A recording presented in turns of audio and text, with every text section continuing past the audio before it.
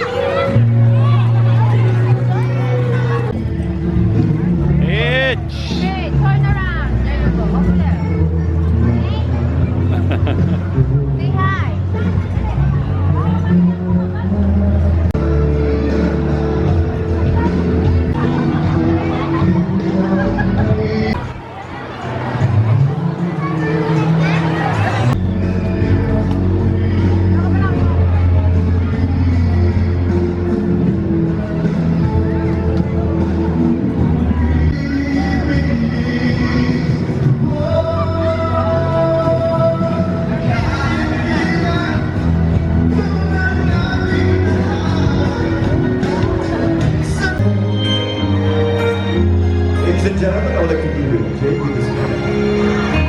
Well, I found the one stronger than anything.